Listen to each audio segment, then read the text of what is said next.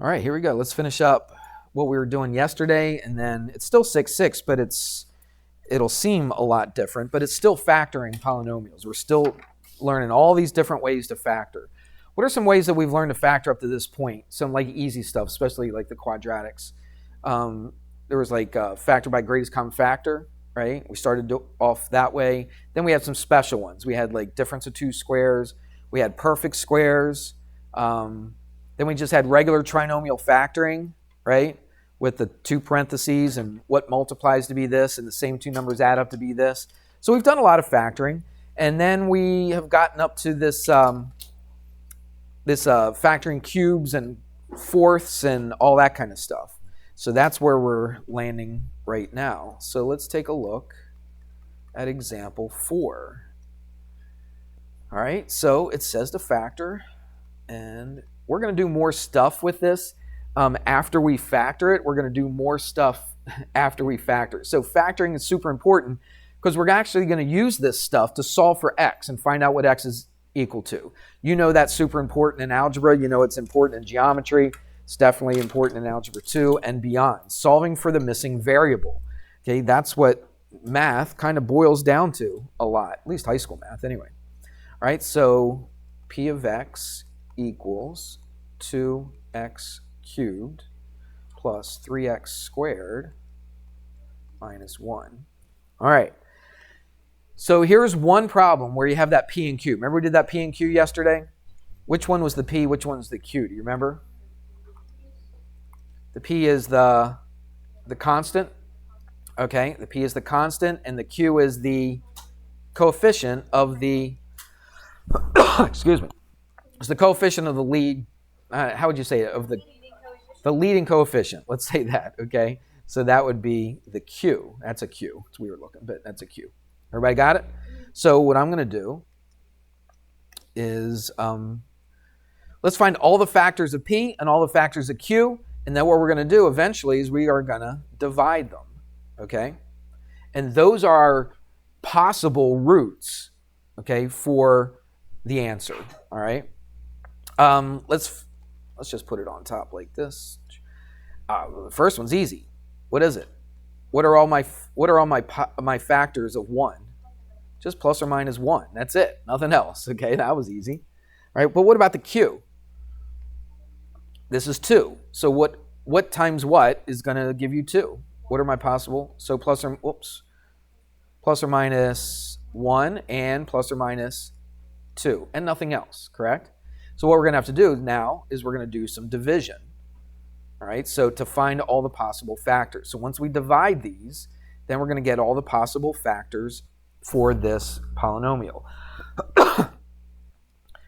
I think it's time for a cough drop. I don't know if I can make it through this. Let's see, I got one left. Got a bag over there, but all right. It tends to help. All right, so what do we got? So I would have 1 over 1, which is what? Just 1, all right? And then I got what? 1 over 2, which is 1/2, plus or minus. So that's it. Those are my possible factors for this, okay? That means x minus 1 could possibly be a factor. X plus 1 could be a factor. X plus 1/2 could be a factor. And x minus 1/2 could be a factor, all right? That's what that is telling me. Does that make any sense to you? All right? This is what it's telling you right there. So it's either x minus 1, x plus 1. Whoops, where's my x? Let's try that again. X plus 1, or it could be x minus 1/2, or it could be, squeeze it in here, x plus 1/2. So these are my possible. Doesn't mean they all are, but that's the list of possible factors of this, okay? It's going to be in here somewhere, all right? So let's, how do we figure out which one of these are factors of this? We're going to just put some numbers in, right? P of, what do you want to do first? Let's do positive 1 first, all right? Let's see if that works. Or you could do synthetic division to see if it works. When I say if it works, we talked about this yesterday. What do I mean by if it works? I'm going to put a p of 1 in here. What should this come out to be if that was a factor? Come out to 0. Very good, okay? So if it's a factor, it must divide evenly, and that means it would have a remainder of 0 if it divides evenly.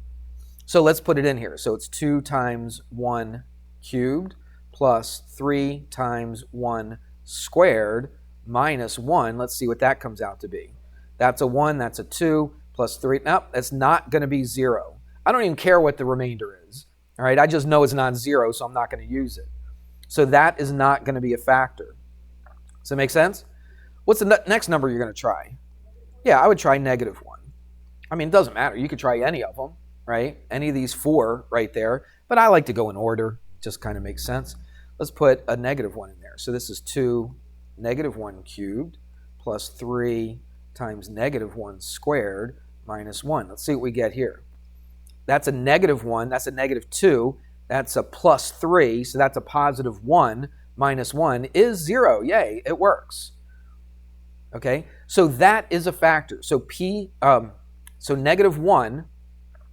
Well, I shouldn't say -1 is a factor of it. What is a factor of it? That would be what? X minus -1, which is x plus 1. So x plus 1 is a factor.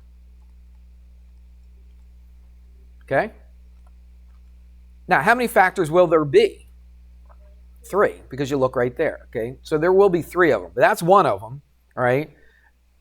And so let's see what's left over. So if x plus 1 divides into this evenly, let's find out what's left over after I do the division. Hear what I just said? All right, so if x plus 1 is a factor and it divides into this evenly, then I'm actually going to divide it. I'm going to do the division and see what comes after it, okay? So let's do it. Let's do synthetic division.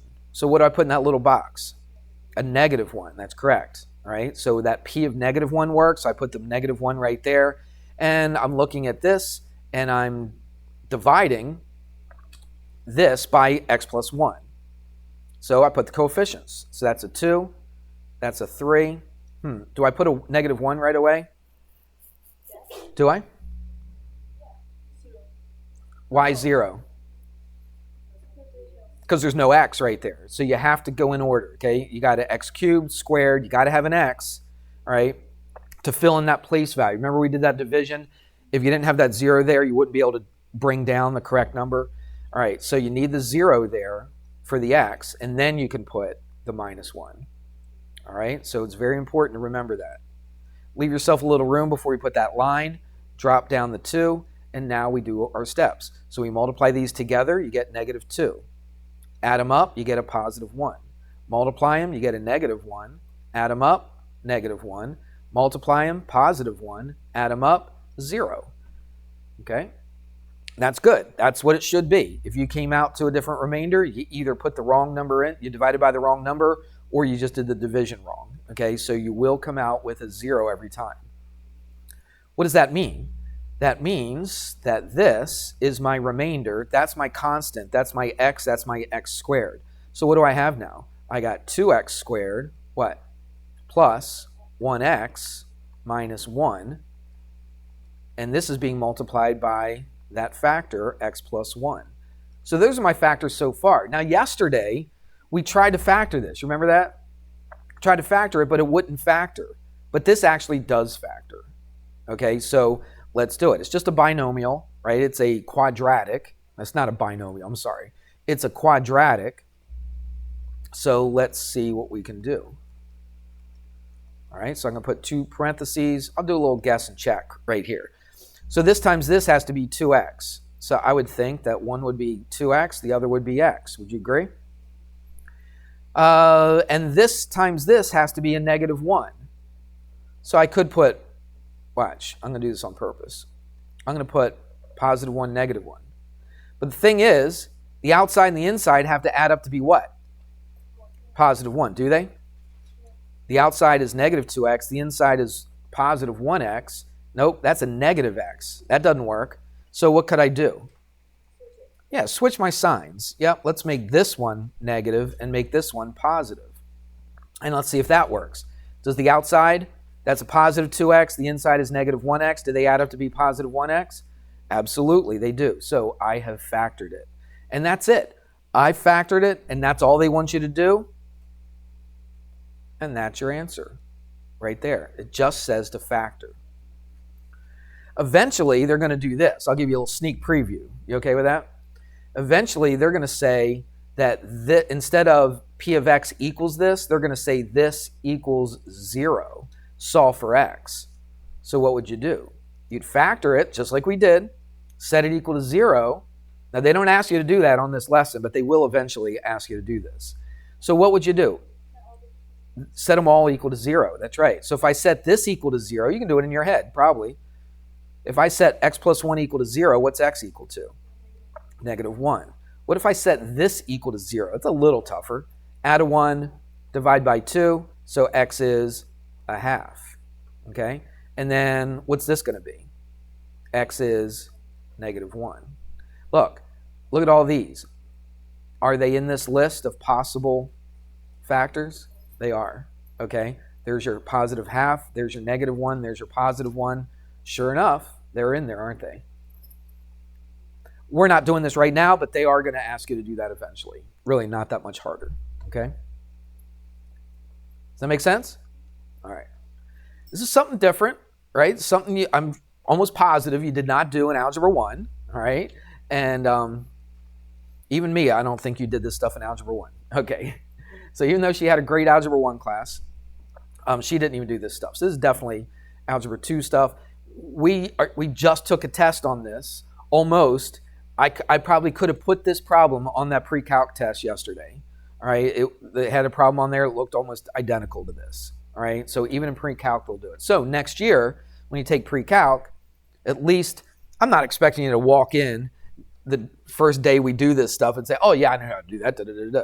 But at least it's in the back of your head, and you're like, oh, yeah, I remember doing that. Okay. And a lot of it will come back to you.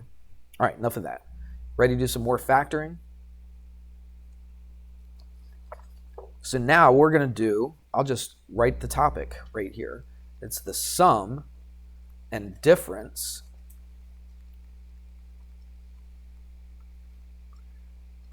of two cubes. Two cubes. Now, we had a difference of two squares before. Do you remember that? That was pretty easy. So if I had something like x squared minus, I'll go real easy, x squared minus 9. And I asked you to factor this. This is a difference of two squares. What's being squared to give you 9? 3. So this is how we did it. Put an x here, one's plus, one's minus, 3 here, bang, you're done. Super easy. Probably one of the easier factoring things that you'll ever do, all right, is the difference of two squares, especially when it's real basic like that. But we did not have a sum of two squares. Because, could you do this?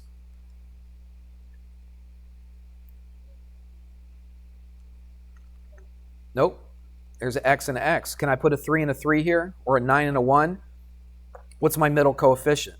That would be a 0, wouldn't it? Is there any way to get a 0 out of positive 3, positive 3, positive 9, positive 1? Even negative 3, negative 3. You're not going to be able to get a 0 out of it. So can you factor this thing? No, you cannot. Okay, this will not factor. So there is no sum of two squares. But there is, guess what? A sum of two cubes. Good. So keep that in mind. Keep that in mind. There is a sum and a difference of two cubes. Let me show you the formula, and I'll give you a little trick that I kind of made up myself. I've never seen it in a book or anything. Anyway, it's not that earth-shattering, but it's not like I could patent it or anything like that. It's just something silly and easy. All right, so what I'm going to do, I'm still going to put two parentheses, but one parentheses is going to have two things in it. The second parentheses is going to have three things in it. So I'm going to make that second parentheses a little bit longer than the first one. Okay? Now, here's the little trick. The first thing that I do, because we are going to have, it's going to look almost identical. The sum of two cubes, the difference of two cubes. It's going to look identical, except for a couple of the signs. here's what I do. You're going to have a sign in between these two numbers, and there's going to be 3 numbers here. So you're going to have 2 different signs, okay? So the first one, I always say it's the same. I go same, opposite, positive. For some reason, that helps me, and that's helped a lot of students whenever I teach this to them. All right, the same sign, the opposite sign, and this one's always going to be positive. So watch, I'm going to put a positive right there because that's always going to be positive. In fact, let's do it to both of these. So I'm just doing the signs right now, then we'll put some letters in here, okay? So that's always going to be positive, that's always going to be positive. Now when I say the same sign is what? The same sign is that one right there, okay? So what am I going to put here? A positive. What am I going to put here? A negative, right? Because if this is a negative, put the same sign. Does that make sense? This is always going to be the opposite sign. So if this was positive, what's this going to be? Negative. And if this was negative, what's this one going to be? Positive. They don't give you any like little tricks or anything in here they just write it down and they say just remember. All right, but I like that same opposite positive, SOP. All right. So if you can remember that, you can remember what signs. To me, that's the hardest part about doing this. All right. So what do we fill in here? Well, this is pretty easy. Since you got an A and a B here, this is just A and B. Easy so far, right? And then same thing here. This is an A and this is a B. Now remember, if I'm going to get an A cubed out of this, I'm going to have to go A times this. So what do you think that's going to be? It's going to be A squared. And look, all these letters are exactly the same. The only thing's different is a couple of the signs, right? These 2 signs are the same. It's just these 2 that are switched. That's it. Now this one right here, it's going to be an A times B. There's no 2 in there. Okay, it's just A and B. And you got an A, B right there. And if you multiply the very last ones together, B times what is going to give you B cubed? This is going to be B squared. So this is something you're going to have to remember. All right? Everybody got that? Super important that you know how to, that you remember this little formula. Once you remember it, it's really not that difficult to use. So let's put it into practice. Let's do an example. This is example 5. And this is for factoring, okay? If I wanted to factor this thing, this is my factor, okay? This times this equals A cubed plus B cubed, all right? This times this equals A cubed minus B cubed. You see that? All right, so let's do an example. Here it is. It says to factor. Did you write this down on your paper? Because I'm going to slide up. Everybody got that? Okay. So you're going to factor x cubed minus 64. So this is a difference of 2 cubes, correct? So what's being cubed right there? The x. What's being cubed right there? Is it 2? Nah, 2 cubed is 8. Is it 3? Nah, 3 cubed is 27. Is it 4? 4 times 4 is 16. 16 times 4 is, yep, it's 64. So what's being cubed here? A 4. So I would rewrite it like this. I would go x cubed minus what cubed? 4 cubed. Now it works out perfect. So what's your A in this situation? The x. What's the B in your situation? The 4. So anytime you see an A in those 2 formulas, you put in an x. Anytime you see a B, you put in a 4. Okay? So here's how I would do this. I would put my parentheses first. Always make my second one just a little bit bigger than the first one. I always put my signs first. How do I remember what signs go in here? Same, opposite, positive. So what's this going to be? Negative, then the opposite, and this one's always going to be positive. Okay, that right there saves you a lot of grief, I think, all right, because a lot of people forget the signs. If you remember same, opposite, positive, it's pretty easy. Now, what goes in here? The A and B, right? So what's my A in this situation? The x. And what's my B in this situation? 4. What do I do here? It's A squared. So it's what? It's x squared. I always go to the last one, all right, because I squared this one, I'm going to square this one. So I take the B and I square it, so what's that going to give me? 16. Good. And then what do I do in here? A times B. So it's x times 4 or 4 times x, 4x. And then there you go.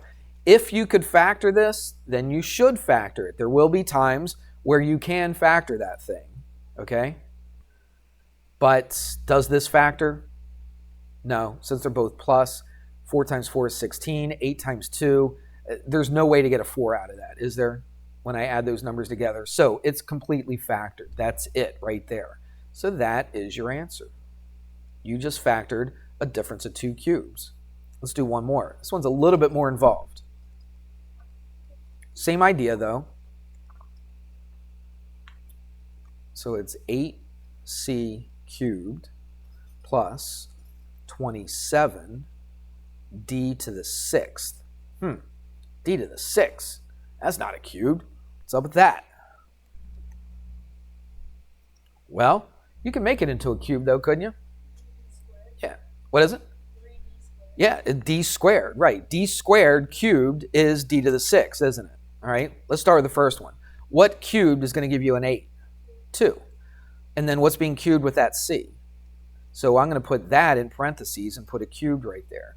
That's the first thing you do, especially if you got bigger numbers. Okay, make sure you write it so it's something cubed.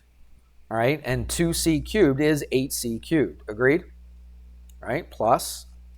What's being cubed to give you 27? 3. Now, here's the key. What's being cubed to give you d to the 6th? D to the 2nd.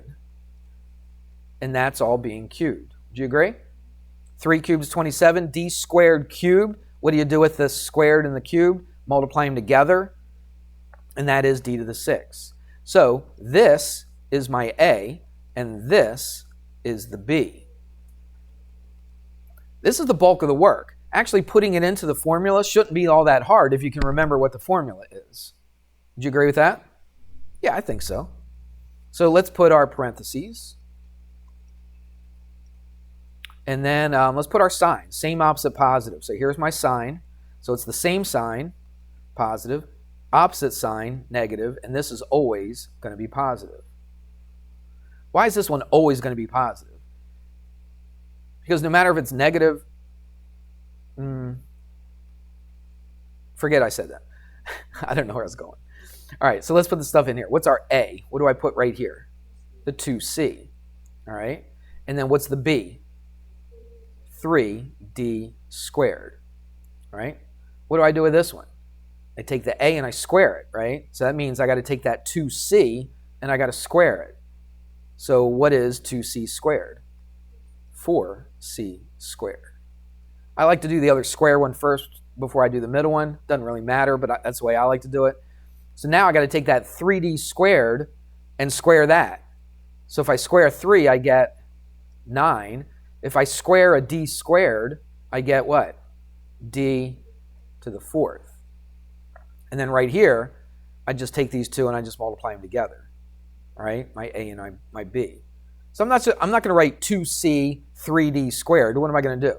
2 times 3 is 6. And now I can go what?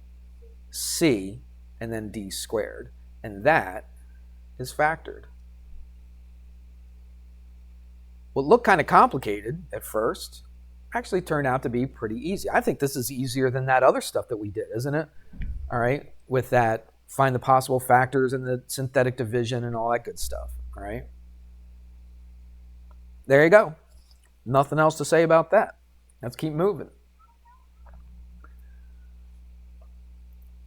Now what we're going to do is another type of factoring. So I'm just showing you all these different styles of factoring. So when I ask you to factor something, you got to look at it and you got to kind of picture, what direction am I going to go? What tool am I going to use to factor this thing? Is it this kind of factoring? Is it this kind? Is it this kind?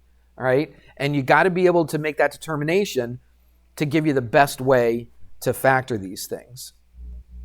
There are some things that you could probably factor using multiple different ways, but usually one way is a little bit easier. So this is factoring by substitution. Factoring by substitution. You've done substitution before, but this substitution's a little bit weirder. Okay, let me just say it that way. The first thing I'm going to write down is really not what we're doing. It's just to kind of get us started. Everybody with me on this? Okay, Simone, you watching? All right, stay awake. I'm showing you very, very important stuff here. Okay, write it down. If you're writing it down, most of the time, you stay awake. So what if I had something like this? What if I had like x squared minus 5x plus 4? Okay, this is not factoring by substitution. This is just to get your mind thinking a little bit to what we're going to do.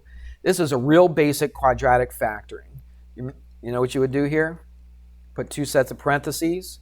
What times what is x squared? X times x. These two numbers have to multiply to be positive 4 and add up to be negative 5. You should be able to do that pretty quick now. What numbers are you going to put in here? They're both going to be negative, right? Because they have to add up to be negative. And then I would use 4 and 1. Everybody see that? Okay, so that's nothing new, all right? That's pretty basic. That's Algebra 1 factoring right there, all right? Keep that in mind. I'm going to erase it. We're going to come back to that, okay? Now, this is what they're going to ask you to factor. So this is a little bit weirder. X to the 4th minus x squared, 5x squared, plus 4.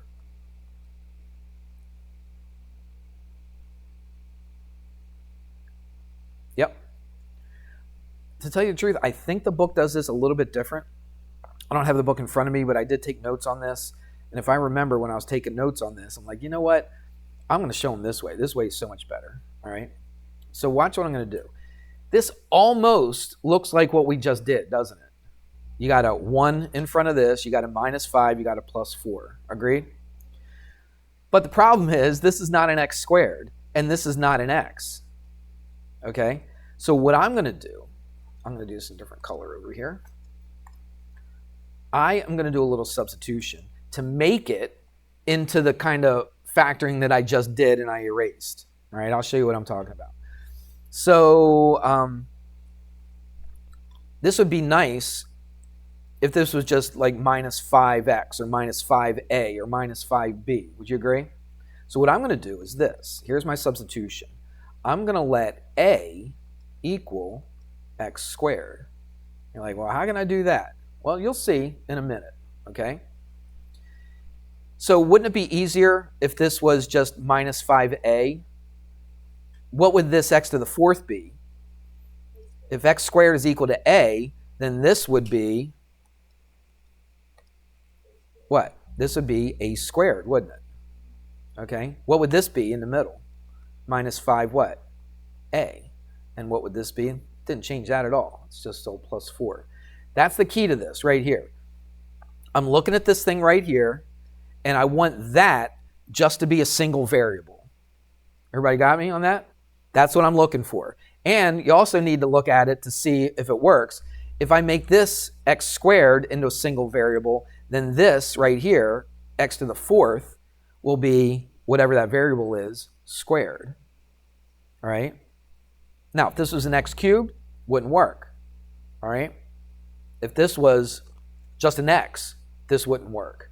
But it's set up for you perfectly to do this substitution. So what we're going to do is we're going to actually solve for a first. But that's not the answer. Well, actually, we're not going to solve for a. We're going to do the factoring. But we want x in there. We don't want an a in there. But I'll show you how it works, I promise. Now, this is what we just did a couple minutes ago. Except now I have a. So what's this going to be? A and a. What's inside of here? Minus 4 minus 1. Do you agree? But that's not the answer to this. That's not this thing factored, all right, because this has x's in here. So now here's the substitution. Since I let a equal to x squared, what am I going to replace that a with? An x squared. What am I going to replace that a with? An x squared. Everybody see that? So now that's my substitution. All right, so instead of a minus 4, what is it? It's x squared minus 4 times, instead of a minus 1, it's what? It's x squared minus 1. See where I did that? Okay, I named it something else, and then I named it back again. All right, is really basically what I just did. Am I done? Is it completely factored? No, it's not, because I can factor these two things right there. This is a simple difference of two squares. We talked about that a few minutes ago. So I'm going to put my two parentheses for this. What's that going to be? X plus 4. Oh, sorry, not 4. X plus 2. X minus 2. What's this going to be? X plus 1 and X minus 1. And check it out. Remember what it started with? It started with an x to the 4th, didn't it? So how many factors are we going to have? 4 factors. Do we have 4 factors? Yep, we do. What do you think? That's the weirdest one. I don't think I ever did this until I was in college. Professor showed us that, and we were all flabbergasted. I don't know if anybody knew it or not. At least I didn't know it. I'd never seen that before. So here you guys are in 10th grade learning how to do this stuff. All right, so you're on good track here. I know, I said that earlier. You're probably sleeping. They do it like that? No, I said right, I know. I said earlier the book does a little different. I like what I did. All right, I like my explanation better than the book. That's why I did it this way. So you're right. The book does it differently. You're going to use this a lot more later on, okay, for more complicated stuff, this substitution. So I thought it was good to introduce this to you now in order to be able to do those problems, okay? All right, we got one more, and then we'll be done. Ready? We're making good time. Example 7. Anybody still with me? This is good stuff, all this factoring. All right. If you knew how much, I mean, I told you, but if you really knew how much you're going to have to factor from now until whenever you finish your last math class ever, you're going to have to factor a lot. All right. This is super important. This is one of those key days where you're learning a bunch of different ways to factor, or the last 2 days, because you're going to use a lot of this, not just in your math classes, but you'll use it in physics. I don't know chemistry very well, but I believe you could also use this in chemistry. And there's a lot of math-based sciences and different things where you need to learn how to factor stuff, all right? So having that tool belt with factoring in there, you can just pull out the right tool to factor something, is super important. Okay, I can't stress that enough. When you look back on your math career, you'll remember what I said, and you're like, yep, he was right. Factoring is so important in the math career, if you have a math career or whatever, you know what I mean. It might end in high school. It might go through college. But factoring is super important. All right, example 7. So x cubed minus 5x squared. We've actually done something like this.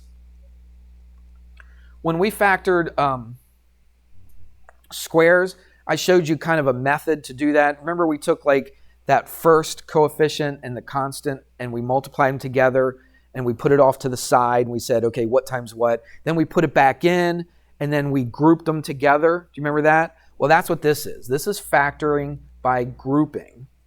Keep pushing this dumb little button on here. Factor by grouping. So this should look familiar to you. But we did that factoring by grouping in it looks like OO, but that's a U. I know how to spell group. All right. So we did that like within the context of a bigger problem. This is just factoring by grouping. So here's what we're going to do. Again, this one's kind of like a specialty kind of factoring. Not every factoring can you do this. It's got to be set up perfect for you to do factoring by grouping. But if you look at it, you're like, I think I can do this. Because look, I got a 9 and a 45. So what goes into 9 and 45? A 5, okay? And then I got a 5 here, okay? Do you see that?